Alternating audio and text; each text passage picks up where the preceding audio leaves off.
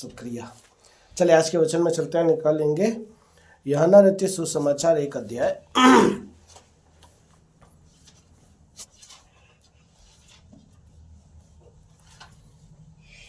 एक अध्याय और उसका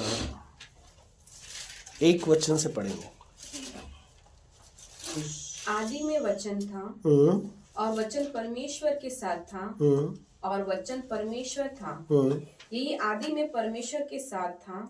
सब कुछ उसी के द्वारा उत्पन्न हुआ और जो कुछ उत्पन्न हुआ है उसमें से कोई भी वस्तु उसके बिना उत्पन्न नहीं हुई। ओके, अब 14 वचन से पढ़ना। और वचन देहधारी हुआ और अनुग्रह और सच्चाई से परिपूर्ण होकर हमारे बीच में डेरा किया और हमने उसकी ऐसी महिमा देखी जैसे पिता के एकलौते की महिमा।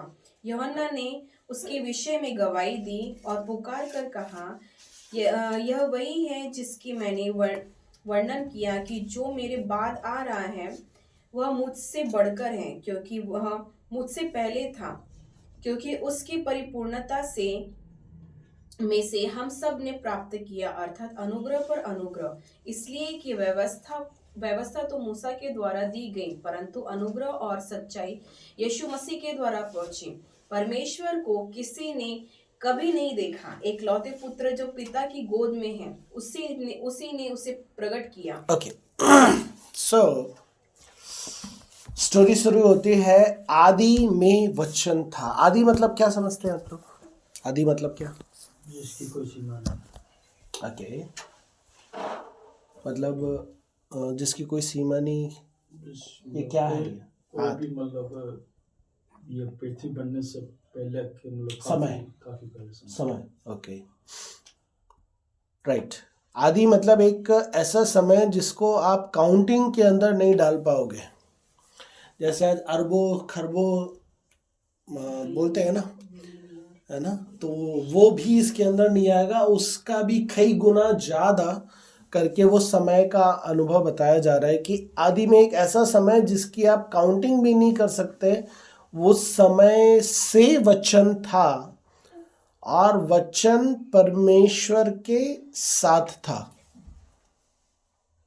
ये थोड़ा क्लियर है क्या? वचन, आदि में वचन था मतलब ये आदि मतलब हो गया, समय हो गया। और वचन परमेश्वर था। ठीक है, कौन था? कौन सा परमेश्वर?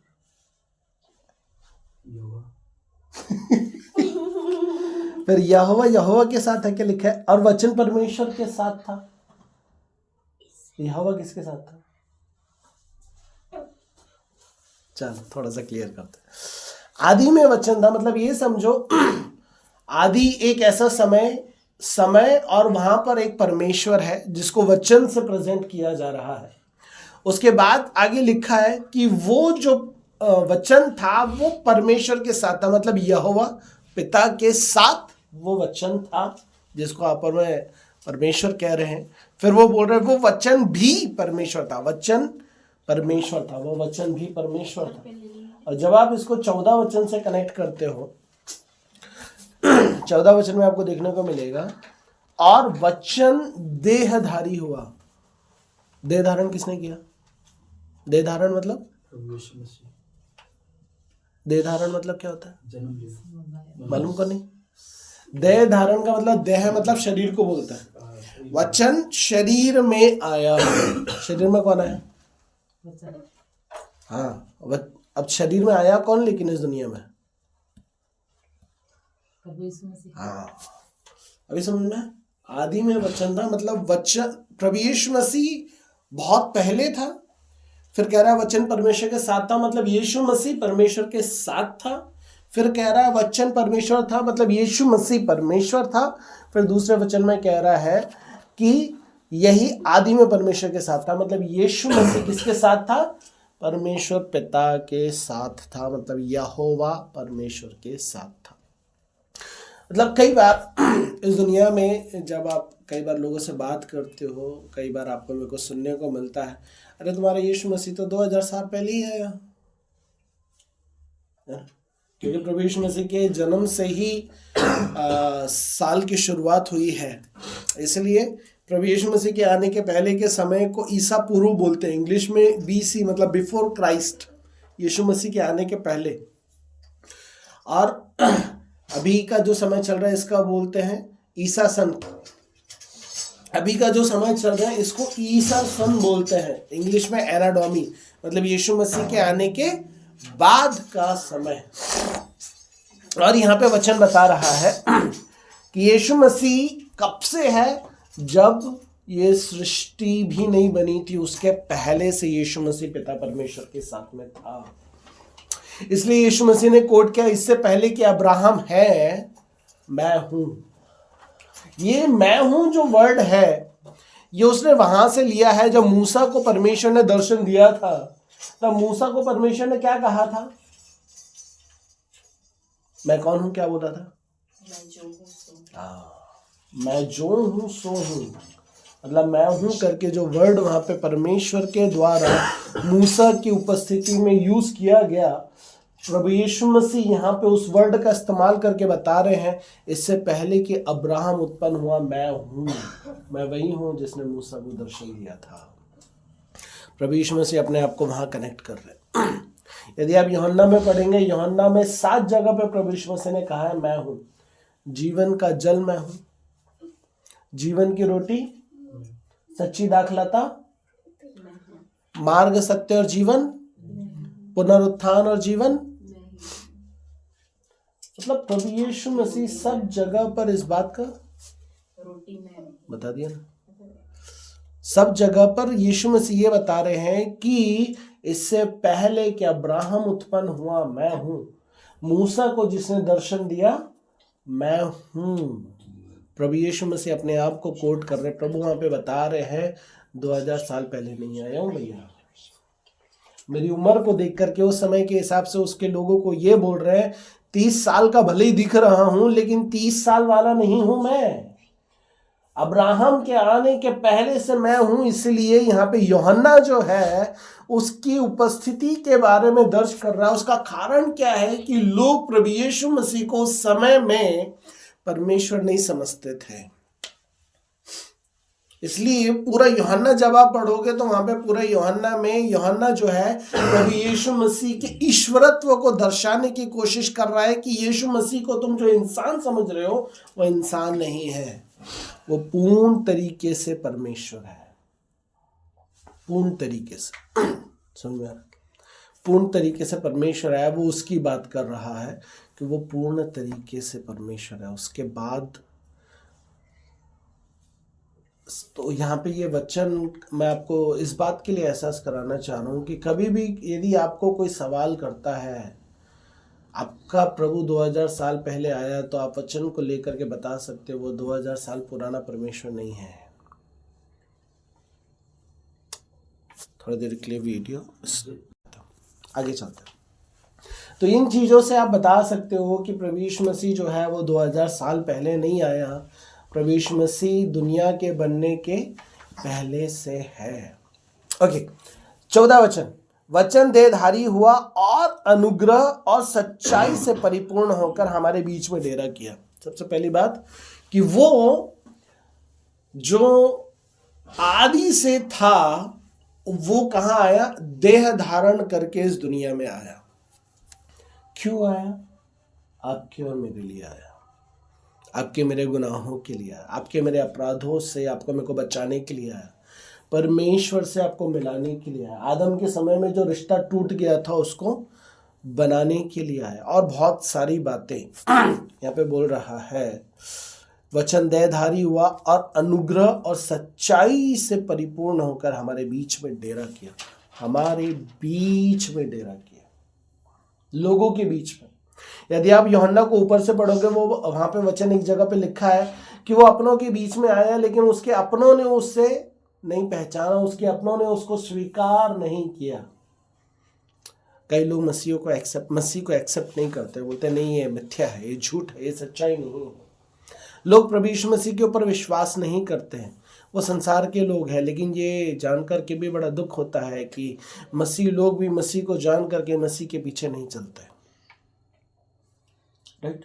संसार के लोग यदि विश्वास ना करें, चलो कोई बात नहीं, वो संसार के हैं, लेकिन एक दुखद बात आज संसार में ये है कि आज मसीह लोग जो है, परमेश्वर के लोग जो है, जिन्होंने परमेश्वर की सच्चाई को जाना है, जो परमेश्वर को मानते हैं, जो परमेश्वर पर विश्वास करते हैं, वो परमेश्वर पर विश्वास करने वाले लोग भी आज परमेश्वर के पीछे वैसे नहीं हैं जैसे होना चाहिए, जिसके विषय में बाइबल बता रही है कि अभी 14 वचन में मैंने पढ़ा, उसने अनुग्रह और सच्चाई से परिपूर्ण होकर अपने लोगों के बीच में डेरा किया। उसने आकर आपके ऊपर, मेरे ऊपर एक अनुग्रह किया, आकर अपने लोगों के ऊपर एक दया किया कि आप परमेश्वर से मेल मिलाप कर लो। आदम ने जो गलती करी, बाइबल बताती है एक आदमी की गलती की वजह से सारा संसार गुनहगार ठहर गया, लेकिन एक व्यक्ति के आज्ञाकारी रहने की वजह से सबका मेल मिलाप होता है। आदम की गलती की वजह से एक खाई थी, जो पाप की खाई थी, जिसकी वजह से इंसान परमेश्वर से मिल नहीं सकता था, क्योंकि ये गैप जो है बहुत बड़ा था। राइट, ये गैप इतना बड़ा था कि कोई भी प्रभु यीशु मसीह के परमेश्वर के पास नहीं पहुंच सकता था। और बाइबल बताती है यीशु मसीह ने उस क्रूस की मृत्यु से उस गैप को भर दिया। आपने, मैंने उस क्रूस को जाना, क्रूस की सच्चाई को जाना, क्रूस की सच्चाई को पहचाना। हमने प्रभु के ऊपर विश्वास किया कि वही उद्धार करता है, वही छुड़ाने वाला है, वही बचाने वाला है। तो आज मसीह लोग परमेश्वर से पीछे क्यों हैं? आज मसीह लोग परमेश्वर से दूर क्यों हैं? आज मसीह लोग परमेश्वर के परमेश्वरत्व को एक्सेप्ट करके परमेश्वर के पीछे, परमेश्वर की रीति से क्यों नहीं चलते हैं? क्या ये विडंबना की बात नहीं है? यदि संसार के लोग उसको अस्वीकार करें, एक्सेप्टेबल है कि वो जानते नहीं है, मानते नहीं है, विश्वास में नहीं है, लेकिन जो विश्वास में है, आज उनका लाइफ क्या हो रहा है? आज उनका जीवन क्या हो रहा है? आज उनका चाल चलन क्या है? आज उनका व्यवहार क्या है? आज उनका परमेश्वर के साथ में संबंध क्या है? आज उनका लाइफस्टाइल क्या है? क्या है एक मसीह व्यक्ति का लाइफस्टाइल? आज वो पूरी तरीके से खोया हुआ है, भटका हुआ है, दुनिया में बिजी है। क्या ये चीजें इस दुनिया में रहने के लिए ही उसने स्वर्ग को छोड़ दिया? क्या इस दुनिया में आप समय बिताना है करके ही वो सारी बातों को छोड़ करके, भूल करके अपने आप को सलीब पर चढ़ा दिया? क्या आप और मैं संसारिकता में अपने आप को पूरी तरीके से झोंक देना है? क्या इसके लिए ही उसने क्रूस पर अपनी जान दे दी, अपना लहू का कतरा कतरा बहा दिया? आज एक मसीह व्यक्ति मसीह को अपनाने के बाद, मसीह की सच्चाई को जानने के बावजूद मसीह से दूर है। संसार के लोग यदि उससे दूर हो तो समझ में आता है, लेकिन यदि एक मसीह व्यक्ति मसीह की सच्चाई को जानने के बावजूद यदि मसीह से दूर है, परमेश्वर से दूर है, उसकी संगति से दूर है, उसके लोगों से दूर है, उसके संपर्क से दूर है, उसके वचन से दूर है, तो वो मसीह जीवन जी रहा है क्या? क्या वो मसीह का फॉलोअर है क्या? क्या वो उसके अनुग्रह का कदर कर रहा है? क्या वो उसकी सच्चाई की कदर कर रहा है क्या? वो जो अपनी सारी महिमा को छोड़कर, वो अपना जो सारा गौरव को छोड़ करके इस दुनिया में जिनके लिए आया, जिन्होंने उसके ऊपर विश्वास किया, यदि आज वो उसके फॉलोअर होकर के भी उसके फॉलोअर नहीं है, आज वो उसके होकर के भी उसके नहीं है, क्या फायदा है? क्या फायदा? एक मसीह व्यक्ति के लाइफ में दो रास्ते होते हैं परमेश्वर को अपनाने के बाद। आप जब परमेश्वर को अपनाते हो, आपका पूरा समर्पण कहाँ होता है? जब आप बैप्टिज्म लेते हो। एक मसीह व्यक्ति जब वो बपतिस्मा लेता है, उसका बपतिस्मा लेने का मीनिंग क्या है? उसका बपतिस्मा लेने का मीनिंग ये है कि प्रभु, मैं ये बपतिस्मा है, ये इस बात का सबूत है कि मैं अपना जीवन पूरी तरीके से आपको दे रहा हूं। ये बपतिस्मा इस बात का सबूत है कि आज से मेरा जीवन पूरी तरीके से आपके लिए है। ये बपतिस्मा इस बात का सबूत है कि आज से मैं सिर्फ आपके लिए जीऊंगा, आपके पीछे चलूंगा। ये बपतिस्मा इस बात का सबूत है कि प्रभु, अब मैं जीवित ना रहा परंतु मसीह मुझ में जीवित है। लेकिन क्या आपके मेरे जीवन से वो दिखाई देता है?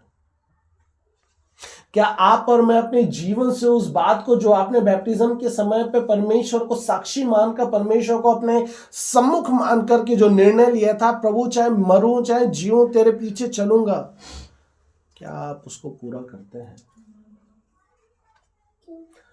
जब आपने यीशु को अपना उद्धारकर्ता करके ग्रहण किया था और यीशु ने आपसे पूछा होगा कि क्या तू मेरे लिए जिएगा, आपने क्या बोला था उसको? क्या आपको याद है? एक मसीह व्यक्ति अपने लिए जीने को नहीं बुलाया जाता है। एक मसीह व्यक्ति परमेश्वर का अपना जीवन डेडिकेट करने के बाद अपने लिए अपना जीवन कैसे जी सकता है? एक मसीह व्यक्ति परमेश्वर के ऊपर विश्वास करने के बाद परमेश्वर की रीति से नहीं चल करके अपनी रीति से कैसे चल सकता है? आपने मैंने अपना जीवन परमेश्वर को दिया, क्या सिर्फ नाम के लिए या फिर एक्चुअली में दिया? यदि आपने दिया तो आप और मैं इतना डरते क्यों हैं? यदि आपने मैंने अपना जीवन परमेश्वर को दिया है तो आप और मैं इतने घबराते क्यों हैं? जब आपने मैंने बैप्टिज्म ले लिया और आपने बैप्टिज्म लेकर के उसको इस बात का वायदा कर दिया, अब मैं जीवित ना रहा, मसीह मुझ में जीवित है, कहाँ है वो जीवन? कहाँ है वो बातें? कहाँ है वो लाइफस्टाइल? बताओ क्यों नहीं है आज एक मसीह व्यक्ति का जीवन मसीह के लिए? क्यों हम उसके मार्गों पे नहीं चल रहे? क्यों हम उसकी बातों पर नहीं हैं? क्यों हम उसके पीछे नहीं हैं? प्रभु को अपनाने के बाद आपका मेरा लाइफ आपने जब उसको दिया तो आप सिर्फ अपने लिए कैसे जी सकते हो? आपके लाइफ का जो गोल है सिर्फ आपके लिए कैसे हो सकता है? आपके लाइफ की जो प्लानिंग्स आप कर रहे हैं सिर्फ आपके भविष्य को लेकर के कैसे हो सकती है? उसमें परमेश्वर का रोल कहाँ है? उसमें परमेश्वर के प्लानिंग्स कहाँ हैं? उसमें परमेश्वर से आपके किए गए वायदे कहाँ हैं? परमेश्वर को डेडिकेट किया गया जीवन कहाँ है? आज यदि मैं संसार में जाऊंगा, संसार में जाकर के यदि परमेश्वर के लोगों से पूछूंगा आप प्रार्थना में क्यों नहीं आते? भैया डर का वातावरण है। सिर्फ आपके लिए ही है, परमेश्वर के जन के लिए नहीं है। बाकी जो पूरे हिंदुस्तान में कलीसियाएं चल रही है क्या वहां पे नहीं है? उनके लिए नहीं है।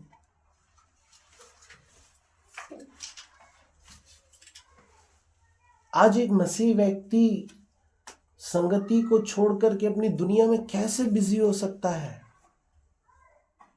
पूरा सप्ताह परमेश्वर ने आपको दिया है, 6 दिन काम करने को दिया है, 7वें दिन जिसने विश्राम किया उसने 7वें दिन आपको अपने भवन में आने के लिए कहा है और आप पूछते हैं भैया बाइबल में कहाँ लिखा है? अरे बाइबल में लिखा है, खोल के देखो मिलेगा।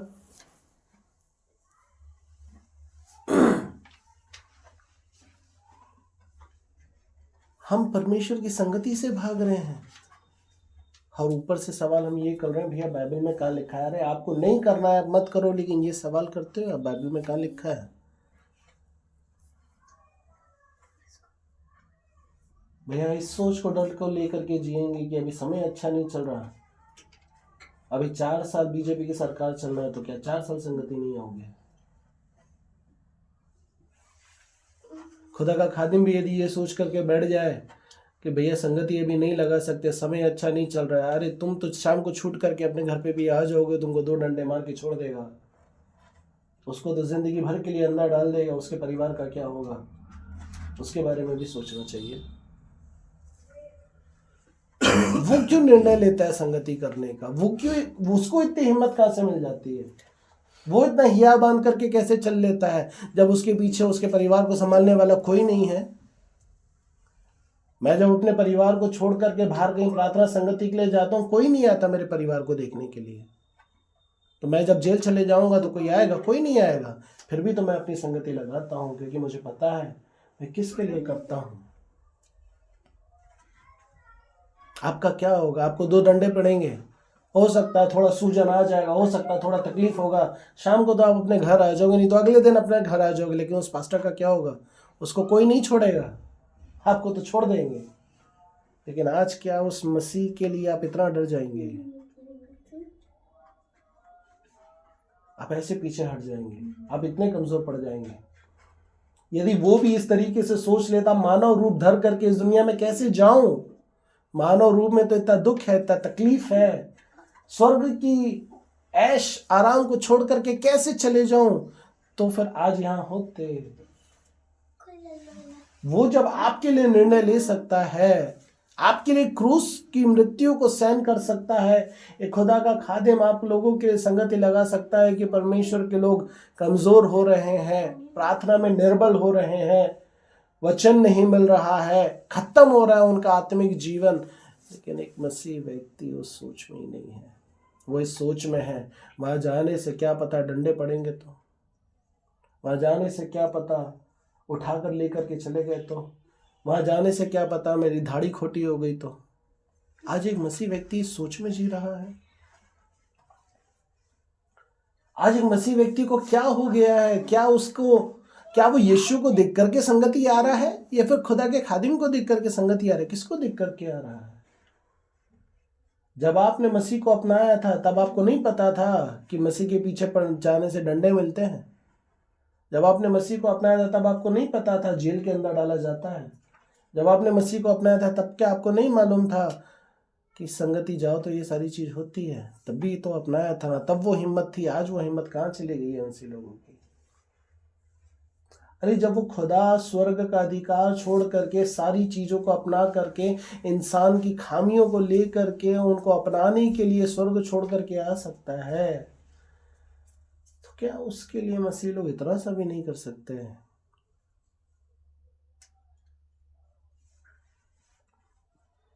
वो अपनों के बीच में आया, अपनों ने उसको नहीं अपनाया, बाइबल बताती है, और आज उसके अपने उससे भाग रहे हैं। क्यों? क्यों? क्योंकि मैंने मेरे परमेश्वर को वैसे अपनाया ही नहीं है जैसा मुझे उसको अपनाना चाहिए था। मैंने मेरे परमेश्वर को वैसा प्रेम किया ही नहीं है जैसा मैंने उसको प्रेम करना चाहिए था। मैंने मेरे परमेश्वर को वैसा देखा ही नहीं है जैसा मुझे उसको देखना चाहिए था। या फिर देखने के बावजूद मैं उन सारी चीज़ों को ख़त्म कर चुका हूँ, मैं उन सारी चीज़ों को अपने अंदर से निकाल चुका हूँ, और मैंने एक समझौता कर लिया। हाँ, वो सारी चीज़ें अपनी जगह पे ठीक है, लेकिन भैया कमाना तो पड़ता है ना। बिल्कुल कमाना पड़ता है। वितिन भैया को भी कमाना पड़ता है। वितिन भैया को भी परिवार है, वितिन भैया को भी पैसों की जरूरत है, वितिन भैया को भी खर्चे हैं।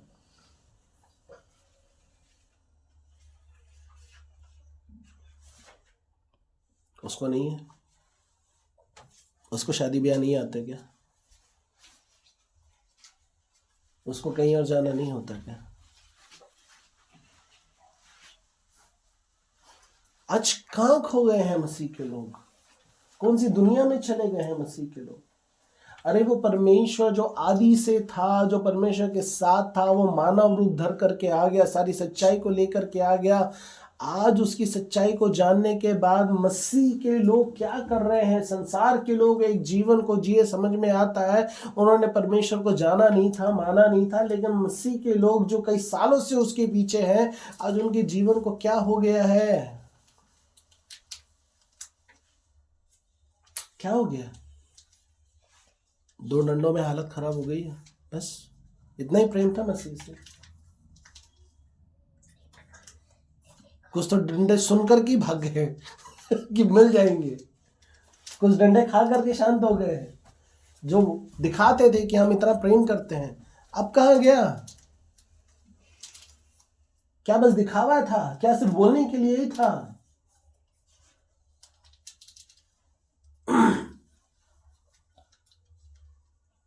प्रियो, बोलने के लिए परमेश्वर ने आपको नहीं बुलाया है। मसीह के लिए कोई भी वर्ड यूज करते हो, बोलने से पहले आपको 1000 बार सोचने की जरूरत है। मैं जो बोलने वाला हूं, क्या मैं उसको जीऊंगा? क्या मैं उसको जीऊंगा? क्या मैं उसको जी सकता हूं? जब आप परमेश्वर के पास आए थे, आपने यीशु को देखा था, वितिन भैया को नहीं देखा था। जब आप यीशु के पास आए थे, आपने यीशु के बारे में जान करके आपने उसकी संगति को अपनाया था, वितिन भैया को देख करके नहीं। तो आज परमेश्वर का वो प्रेम आपके जीवन से इतनी जल्दी खत्म कैसे हो गया? मसीह की वो कुर्बानी आपकी नजर में इतनी सस्ती कैसे हो गई? मसीह के वर्ड्स आपके लिए इतने सस्ते कैसे हो गए कि हमने उसको इतनी आसानी से त्याग दिया है कि हम इतने समय से खुदावंद की हुजूरी में नहीं है और हमें कुछ भी एहसास नहीं होता है कि हम कितने समय से अपने परमेश्वर से दूर हैं। आपको समय भी नहीं मालूम है कि आप कब से परमेश्वर से दूर हैं।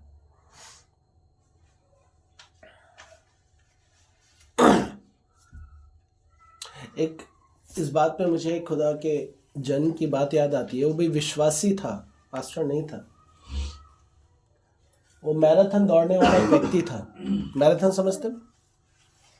मैराथन में दौड़ने वाला, मैराथन को क्या बोलेंगे? ओलंपिक में दौड़ने वाला एक व्यक्ति, ओलंपिक में, जिसका इनाम रखा गया था। उसको 200 मीटर दौड़ना था, नाम याद नहीं है उस व्यक्ति का। वो नेशनल के लिए, जैसे कोई व्यक्ति भारत देश को प्रेजेंट करता है, ऐसे ही बहुत सारे देशों के लोग आए हुए थे और 200 मीटर की दौड़ थी और 200 मीटर की दौड़ने के लिए उसको बोला गया था और वो 200 मीटर की दौड़ने के लिए चुना गया। किसकी तरफ से? देश की तरफ से। लेकिन जिस दिन उसको दौड़ना था, वो अपनी गवाही में बताता है कि जिस दिन मेरे को दौड़ना था, वो दौड़ने का दिन संडे था। कौन सा था? संडे। जोर से बोलो। संडे। दौड़ने का जो दिन था, वो दौड़ने का दिन संडे था। तो उसने अपने कोच को मना कर दिया, मैं नहीं दौड़ूंगा। नेशनल्स को दौड़ने वाला एक व्यक्ति, राष्ट्र को प्रेजेंट करने वाला एक व्यक्ति, राष्ट्र के लिए दौड़ने वाला एक व्यक्ति, क्या वो वहां पे कॉम्प्रोमाइज नहीं कर सकता? हम तो हमारे लिए कॉम्प्रोमाइज नहीं कर पा रहे। वो राष्ट्र के लिए दौड़ने वाला एक व्यक्ति है और वो बोल रहा है मैं ओलंपिक में नहीं दौड़ूंगा। क्यों? बोले आज संडे है। तो बोले आज संडे का दिन जो है मेरा कलीसिया में जाने का दिन है, उस दिन मैं कलीसिया जाऊंगा, मैं नहीं दौड़ सकता। बहुत सारे लोगों ने उसको मनाया, बहुत सारे लोगों ने उसको बोला, बहुत सारे लोगों ने उसको कोशिश किया कि वो मान जाए। बोला नहीं, मैं कल प्रार्थना में जाऊंगा, मैं नहीं दौड़ सकता, नहीं दौड़ सकता। वो अपने देश को प्रेजेंट करने वाला अकेला व्यक्ति था। आप कर सकते हो? है इतनी हिम्मत हमारे में? हम कर सकते हैं? हमसे हमारी दुकान नहीं छूट रही, हमसे हमारा ऑटो नहीं छूट रहा है ना। वो व्यक्ति जो लाइव टेलीकास्ट में आना है, वो व्यक्ति जिसको सारा दुनिया जानना है, वो व्यक्ति जिसको ओलंपिक्स में दौड़ना है, अपने देश का नाम रोशन करना है, वो व्यक्ति देश के लिए दौड़ना पसंद नहीं किया, बजाय इसके कि बोले मैं संडे को प्रार्थना में जाऊंगा। क्या आप कर सकते हो?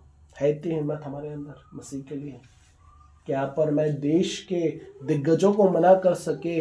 आप चाहे मेरे को दोबारा दौड़ाओ, चाहे मत दौड़ाओ, देश के ओलंपिक्स के लिए आप मुझे रखो चाहे मत रखो, मैं संडे को खुदा के भवन में होऊंगा। है इतनी हिम्मत हमारे अंदर? है इतना जिगरा हमारे अंदर कि हम मसीह के लिए ऐसे कठोर निर्णय को ले सकें? कलीसिया में नहीं दिखता, कलीसियाओं में नहीं दिखता। वो विश्वासी है, वो पास्टर भी नहीं है। आपके जैसा सीखने वाला एक व्यक्ति है। ये अभी जो है ना, वो क्या नाम, देशी का क्या नाम थी वो, हाँ, भारत देश का सेमीफाइनल में पहुंचा है जैसे, राइट। उसने परमेश्वर को महिमा दी। लेकिन मैं ये बता रहा हूँ वो ठीक है अपनी जगह पे, उसने परमेश्वर को महिमा दी, लेकिन मैं ये बता रहा हूँ क्या संडे के दिन आप अपने देश के लिए खेलना छोड़ करके संगति जाना पसंद करते हो? इतना इतना बड़ा निर्णय आप ले सकते हो क्या? उस व्यक्ति ने लिया है जो अकेला था अपने देश को प्रेजेंट करने में। तो उसके लोगों ने बोला ठीक है भाई, यदि तू नहीं मान रहा है तो एक काम कर, कल 400 मीटर की दौड़ है, आज तो 200 मीटर ही है, कल 400 मीटर की दौड़ है, आज की दौड़ मत दौड़ भले ही, लेकिन कल की दौड़ दौड़ लेगा क्या? बोले हाँ मैं दौड़ लूंगा। उसकी तैयारी 200 मीटर के हिसाब की है। अभी तक के जो उसने तैयारी करी है कितने के हिसाब से? 200 मीटर के हिसाब से। बोले मैं परमेश्वर की संगति नहीं छोड़ूंगा, लेकिन मैं 400 मीटर की दौड़ को दौड़ूंगा। संभव है क्या?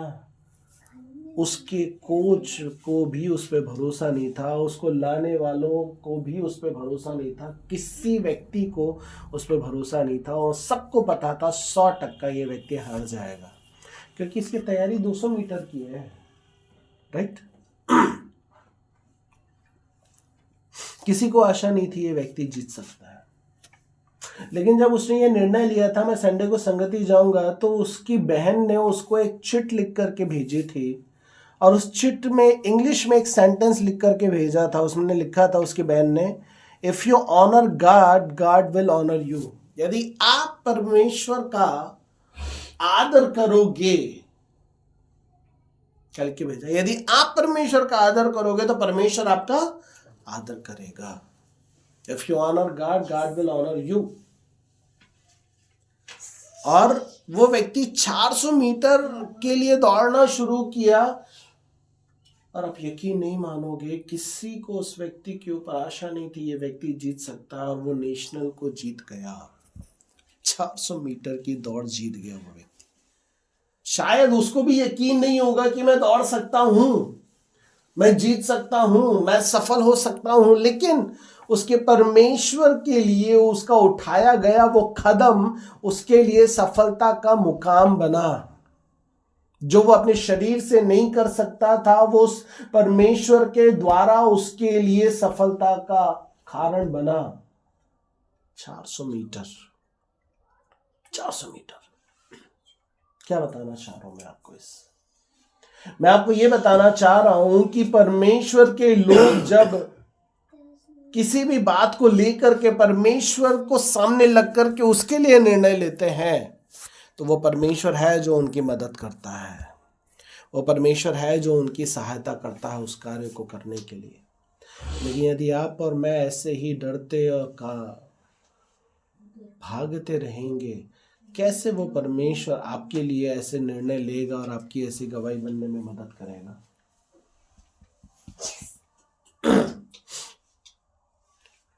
एक बार आपको, शायद आप लोग नहीं थे, आप लोग थे नहीं, जब मैं सेवकाई में उतरा था राजस्थान में बीकानेर में, प्रभु के एक जन ने मेरे को बोला, वितीन मैं तुझे 2 व्हीलर गिफ्ट करना चाहता हूँ। ठीक है, सेकेंड हैंड 2 व्हीलर थी, सिटी 100, और उन्होंने बोला ये 2 व्हीलर मैं तुझे सेवा के लिए गिफ्ट करना चाहता हूँ, तो इसको ले करके जाओ। ठीक है, लेकिन उस वक्त मेरी स्थिति ऐसी थी कि मैं बोला गाड़ी तो ला लूंगा, लेकिन गाड़ी में डालने के लिए पेट्रोल के लिए पैसा भी तो चाहिए ना, हवा से थोड़ी नहीं चलेगी गाड़ी।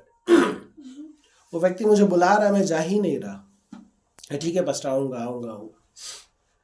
एक दिन उस व्यक्ति के मन में परमेश्वर ने डाला, उस व्यक्ति ने मेरे को फोन किया, फोन करके सीधा पूछ लिया, वितीन मैं चाहता तो ये गाड़ी बेच सकता था, इसको बेच करके कुछ पैसा मेरे पास आता, उसको मैं अपनी जिंदगी की कार्य में यूज कर सकता था, लेकिन परमेश्वर ने सेवा के लिए गाड़ी मुझे दिया था, और इसको मैं सेवा के लिए ही देना चाहता हूँ, इसलिए चाहता हूँ तू उसको लेकर के जा। लेकिन मैं तुझे कब से बोल रहा हूँ, तो लेने क्यों नहीं आ रहा? वो गाड़ी दिल्ली में थी, दिल्ली के पास भिवाड़ी करके एक स्टेशन है। तो मैं वो पास्टर को बोला, पास्टर मैं सच्चाई बताता हूँ आपको, सच्चाई ये है कि मुझे पता है मैं गाड़ी वहाँ से लेकर के आ तो जाऊँगा, लेकिन गाड़ी में पेट्रोल डालने के लिए पैसे नहीं रहते मेरे पास, और मैं सिर्फ शो में रखने के लिए गाड़ी लाना नहीं चाहता।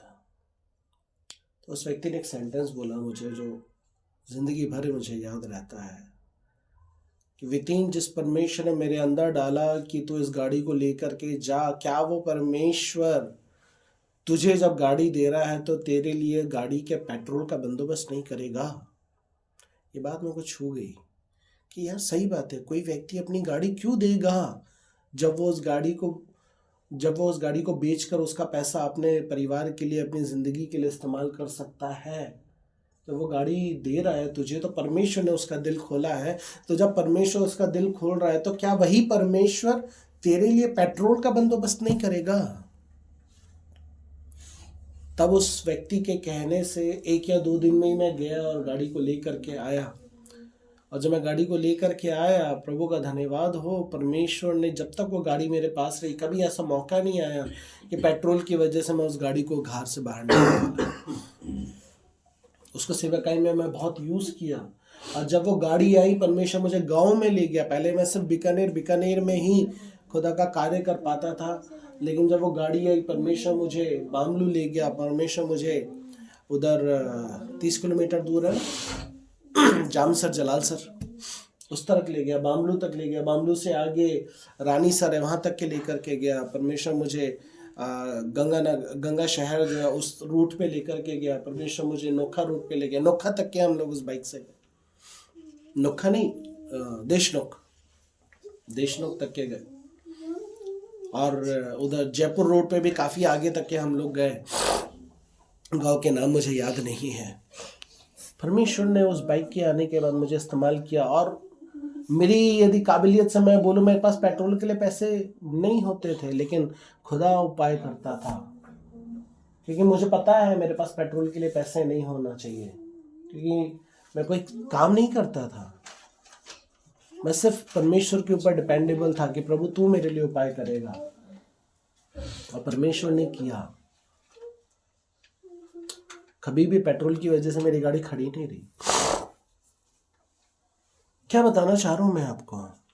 मैं आपको ये बताना चाह रहा हूं कि जो परमेश्वर आदि से था, जब मैंने उसके सच्चाई पे विश्वास किया, विश्वास करने के बाद जब मैंने अपना जीवन उसको डेडिकेट किया, उसने कभी भी मेरा हाथ नहीं छोड़ा, क्योंकि मैंने उसका साथ नहीं छोड़ा। उसने मेरे लिए उपाय किया। तो क्या वह आपका परमेश्वर नहीं? क्या वो उन मसीहों का परमेश्वर नहीं जिसने अपना जीवन उसको समर्पित किया, जिसने अपना जीवन उसको दिया और कहा प्रभु आज से जीना मसीह, मरना तुझ में लाभ है।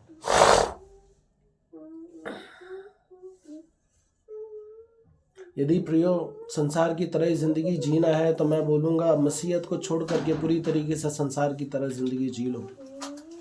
ये घुट घुट के जिंदगी, मसीह की जिंदगी जीना कोई जीना नहीं है। इससे अच्छा मर जाना अच्छा है। इससे अच्छा सीधा वो फांसी का फंदा लटकाना और मर जाना अच्छा है। मसीहत में, शरीर में मर जाने की बात नहीं कर रहा हूँ, मसीहत में मर जाना अच्छा है।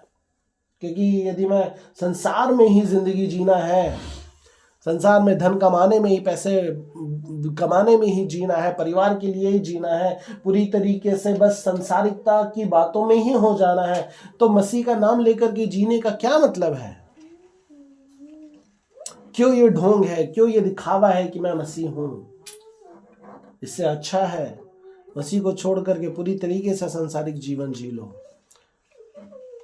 क्योंकि वो एक ढोंग है और कुछ भी नहीं, कुछ भी नहीं। यदि इतना डर डर के ही जीना है तो उससे अच्छा मसीह को छोड़ करके जी लो। आपके अंदर से वो डर निकल जाएगा कि अब कोई दिक्कत नहीं है। सिर्फ एक दिखावे के लिए कि हाँ मैंने मसीह को नहीं छोड़ा है, वो मतलब नहीं है। इसलिए आज मैं आप लोगों को सिर्फ इतना बताना और एहसास कराना चाहता हूँ कि मसीह के पीछे डर करके जीने के लिए बुलाए नहीं गए हैं आप और मैं। इसलिए मसीह स्वर्ग छोड़ करके लिए नहीं आया। इसलिए मसीह ने पिता को आपके ऊपर, मेरे ऊपर प्रकट नहीं किया। ऐसा जिंदगी जीने के लिए उसने सलीब पे जान नहीं दी। ऐसा जिंदगी आप जियो करके उस तीसरे दिन मुर्दों में से जी नहीं उठा। और ऐसा जिंदगी देखने के लिए वो नहीं बोल रहा है कि मैं आऊँगा तुमको लेकर के जाऊँगा। यदि ऐसे ही जीना होता तो वो बोलता आप तो व्यवस्था के अंदर ही ठीक थे। व्यवस्था ही ठीक थी कि 6 दिन अपने काम करना है, 7वें दिन परमेश्वर के भवन में होना है तो होना है। क्या उसने वो अनुग्रह का कार्य करके अपने ही पैर पे कुल्हाड़ी मार दी? यहाँ पे वचन कह रहा है अनुग्रह पे अनुग्रह पाया। आज उसके अनुग्रह को क्या आप और मैं नाजायज फायदा नहीं उठा रहे? क्या उसके अनुग्रह का आप और मैं फायदा उठा करके उसके अनुग्रह का गलत इस्तेमाल नहीं कर रहे? ये परमेश्वर तो दयालु है, कल चल करके माफी मांग लूंगा। क्या उसके अनुग्रह का आप और मैं इस्तेमाल नहीं कर रहे हैं?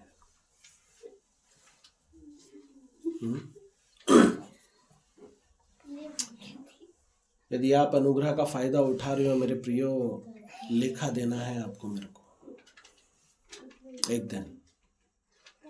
एक दिन लेखा देना है हमें।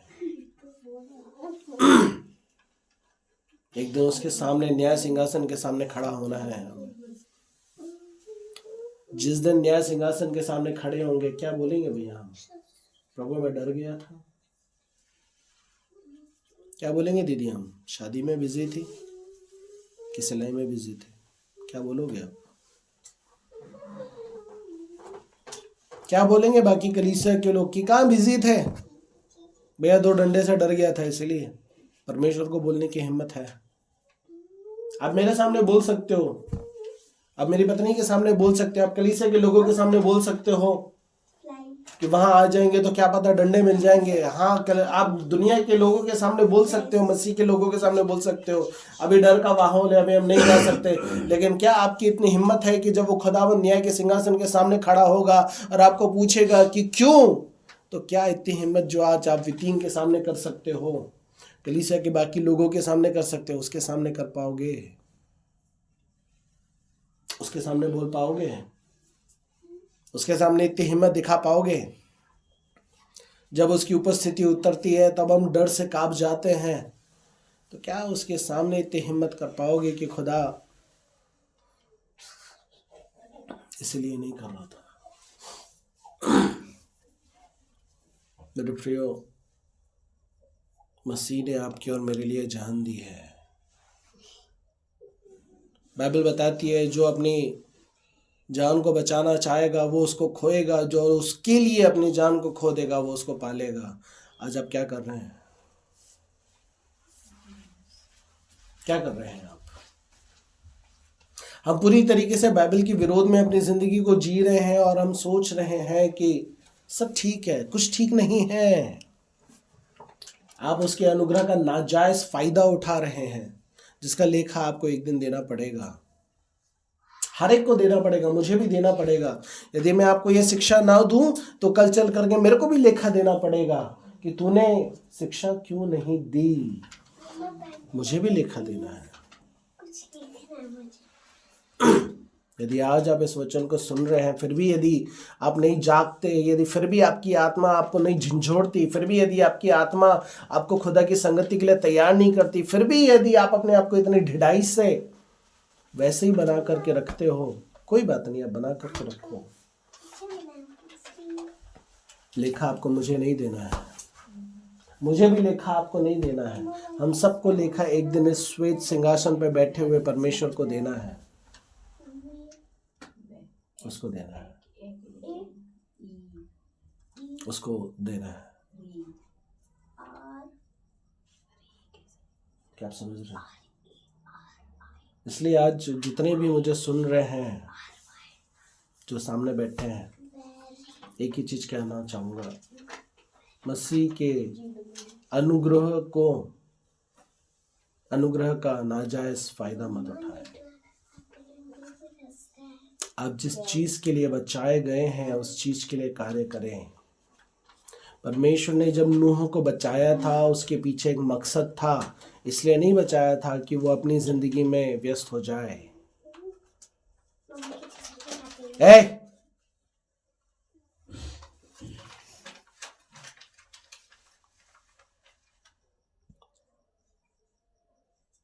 मसीह ने जब बचाया उसका एक मकसद है, वो कुछ कराना चाहता है।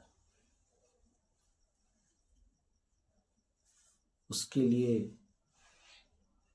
जीना शुरू करें, उसके लिए खड़े हो, उसके लिए तैयार हो। क्या मुझे नहीं पता आज का वचन आपके जीवन में कितना कार्य करेगा, कितना नहीं करेगा, लेकिन मुझे ये पता है एक दिन न्याय सिंहासन आएगा, तब ये प्रचार चलेगा और उसके लोगों से वो पूछेगा जो इसको सुन रहे हैं, इसको सुनने के बाद तुम्हारे अंदर क्या बदलाव आया, इसको सुनने के बाद तुमने क्या निर्णय लिया, इसको सुनने के बाद क्या तुमने परमेश्वर के लिए अपने आप को समर्पित किया।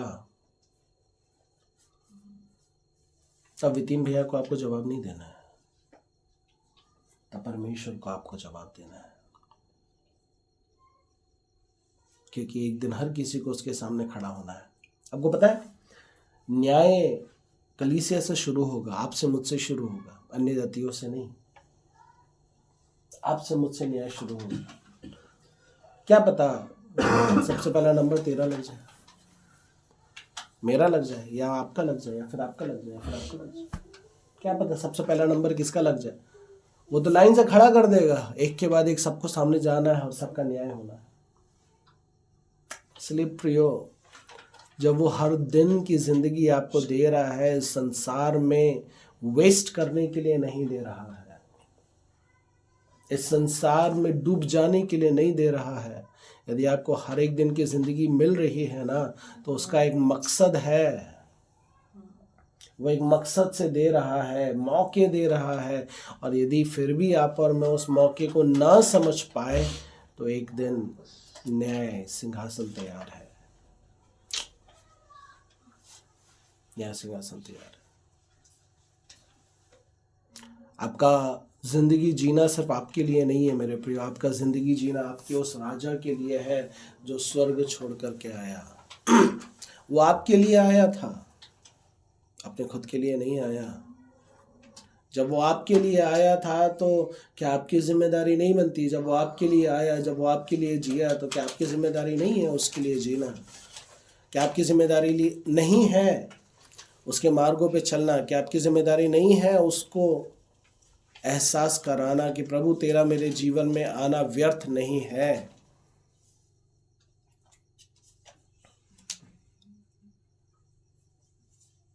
अपने राजा के लिए जिए, उसके अनुग्रह का मीनिंग समझे और उसके अनुग्रह को व्यर्थ ना ठहराए।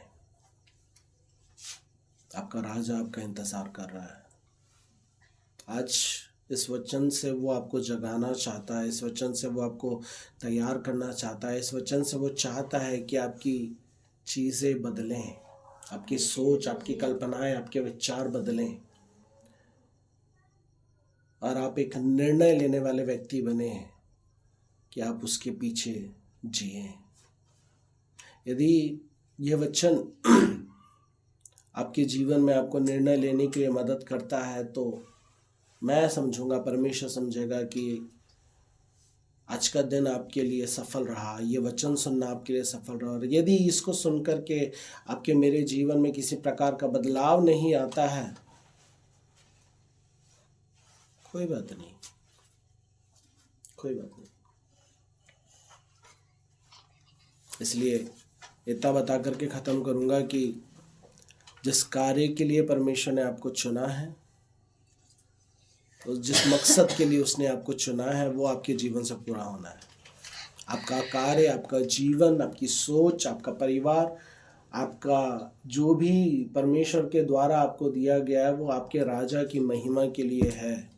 जो टैलेंट आपको दिया गया है वो राजा की महिमा के लिए, जो ऑटो आपको दिया गया है वो राजा की महिमा के लिए, जो परिवार आपको दिया गया है ये राजा की महिमा के लिए, जो दिन आपको दिया जा रहा है ये उसकी महिमा के लिए, ये जो हिम्मत आपको दी गई है, आपको भला चंगा रखा गया है, ये राजा की महिमा के लिए।